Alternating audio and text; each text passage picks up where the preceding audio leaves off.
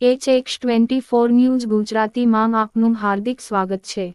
ગરીબ પરિવારોને મળ્યો આશરો। સામાજિક કાર્યકર અને પત્રકાર રમેશ ઝીંઝુવાડિયાની સતત મહેનતનું પરિણામ। ભાવનગર જિલ્લાના મહુવા તાલુકાના મોટા ખૂંટવડા ગામના સામાજિક કાર્યકર તથા પત્રકાર રમેશ ઝીંઝુવાડિયાની અવિરત મહેનત અને જનહિત માટેના સંઘર્ષને પરિણામે ગામના ગરીબ પરિવારોને અંતે છતનો આશરો મળ્યો છે। મળતી માહિતી મુજબ રમેશ ઝીંઝુવાડિયાએ છેલ્લા 3 વર્ષથી ગરીબ અને અશિક્ષિત વર્ગના લોકોને સરકારની પંડિત દીનદયાળ આવાસ યોજનાનો સીધો લાભ મળી રહે તે માટે સતત પ્રયત્નો કર્યા હતા।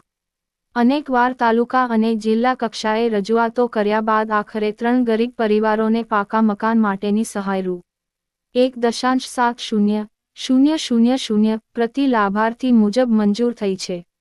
મોટા ખૂંટવડા ગામમાં કુલ 8 મકાન મંજૂર થયા છે, જેમાંથી 3 મકાન રમેશ ઝીંઝુવાડિયાના પ્રયાસોથી મંજૂર થયેલા છે। ત્રણેય લાભાર્થીઓના ખાતામાં સરકારશ્રીએ પહેલો હપ્તો રૂ. 30,000 જમા કર્યો છે।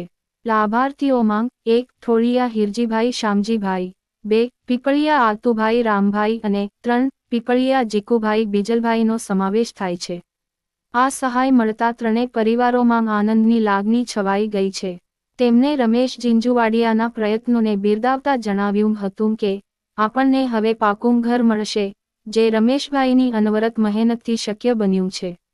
રમેશ ઝીંઝુવાડિયાએ જણાવ્યું હતું કે સરકારશ્રીની વિવિધ યોજનાઓનો લાભ દરેક જરૂરિયાતમંદ સુધી પહોંચે તે માટે તેઓ સતત કાર્યરત રહેશે।